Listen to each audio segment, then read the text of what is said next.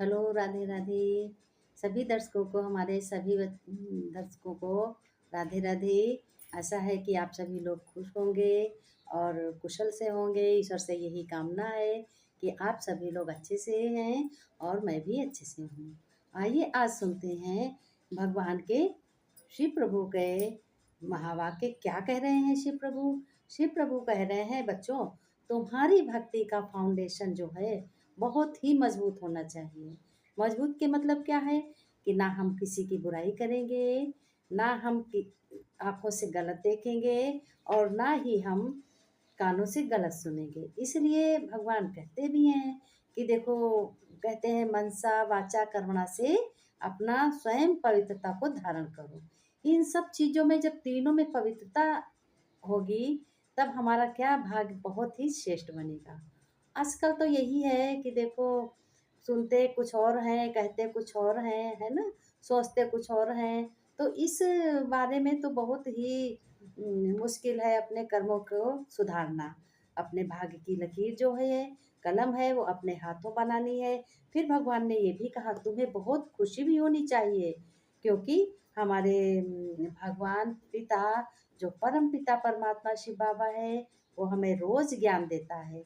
और रोज़ ज्ञान देने के मतलब जब हम भक्ति करते हैं तो हमारे साथ ही वो रहते हैं। भक्ति भी होती है और ज्ञान भी होता है। जब ज्ञान और भक्ति का एक ऐसा है मेल कि ना ज्ञान के बिना भक्ति है, ना भक्ति के बिना ज्ञान है।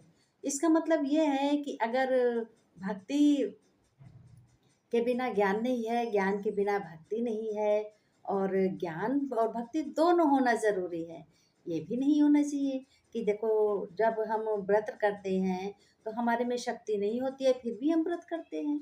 लेकिन ऐसे व्रत करने से क्या फ़ायदा जब हमारा कर्म अच्छा है। और व्रत किसका करना चाहिए? बुराइयों का व्रत करना चाहिए। तो भगवान शिव बाबा ने कहा है कि देखो, जो भी बुराइयों का है, जब तुम गैप लगाओगे, बुराइयों को रोक टोक लगाओगे, तो तुम्हारे अंदर एक अंतर आत्मा पवित्र बन जाएगी। इसलिए भगवान शिव बाबा कहते हैं कि ये तुम्हें याद भी करना है भक्ति में। कुछ भी गलती हो जाए तुरंत माफ़ी मांगो, क्षमा मांगो भगवान से। इसलिए भगवान भी कहते हैं, जैसे इस धरती पे बहुत पापाचार, भ्रष्टाचार, अत्याचार बहुत फैला हुआ है। तो हम हमारे भक्तों, हमारे दर्शकों, कैसे ये सब दूर होगा? तो इसके लिए तो हमें देखो बहुत ही श्रेष्ठ कर्म करने की आवश्यकता है। इसलिए भगवान ये भी कहते हैं कि जब तुम्हारा शरीर जैसे मिलता है और उसमें आत्मा प्रवेश करती है, तो शरीर में संस्कार कैसे होते हैं? वो हमारे पिछले कर्म के संस्कार जुड़े होते हैं। उन्हीं को कहते हैं कि शरीर तो जल जाता है, उसके जो आत्मा में हमारे संस्कार पिछले जन्मों के, पिछले कर्मों के होते हैं, वही हमारे शरीर में व्यापक हो जाते। इसीलिए तो कहा जाता है कि जैसा पिता है वैसा बाप नहीं। एक बाप के चार बेटे होते हैं, लेकिन चार चारों तरीके के होते हैं। क्यों होते हैं? अब इसके लिए तो देखो, जो भी है अपने पिछले जन्मों का जो भी कर्म है आत्मा में, वो संस्कार भरा हुआ है, उसी तरीके से सब अलग अलग होता है। और मेरे दर्शकों, माताएं, बहनों, जो भी हैं, बहुत ही अच्छे तरीके से घर गृहस्थ की पालना करनी है।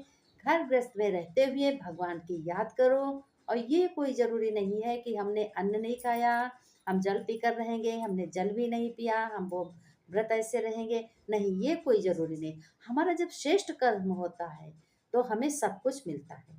इसलिए भगवान कहते हैं कि रूप नाम रूप समाप्त करो और अपना जो है अच्छा सा श्रेष्ठ कर्म करो। लेकिन पुराने संस्कार, स्वभाव हुआ संस्कार कर देते हो, कैसे कर देते हो?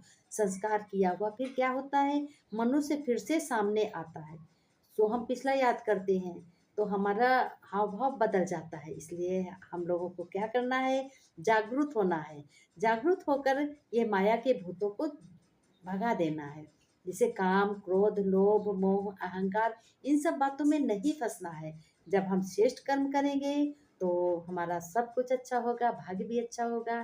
तो हमारे दर्शक जितने भी हैं और जो भी हैं अच्छे से अपने घर गृहस्थ में रहेंगे, किसी का परपंच, चाल चुगली कुछ भी नहीं करेंगे, अपने घर गृहस्थ में रहेंगे और कहीं भी घूमने जाएंगे तो अति सुख जो कुछ लेना है वो लेंगे, बाकी वहीं छोड़ के आएँगे। तो आइए हमारे दर्शकों, ये आपको चर्चा कैसी लगी?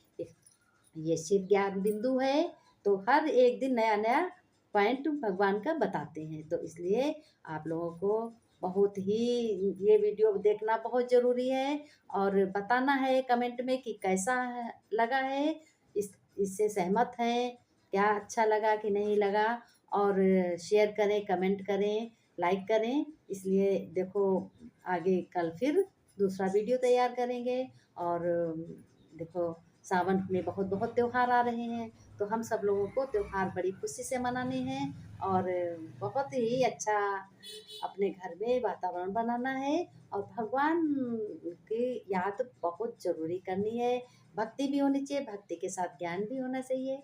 आइए, आपको ये वीडियो कैसा लगा? सभी लोगों को, हमारे दर्शकों को नमस्ते और राधे राधे। ओम नमः शिवाय, ओम नमः शिवाय। आइए फिर मिलेंगे कल इसी समय अपना वीडियो में फिर मिलेंगे।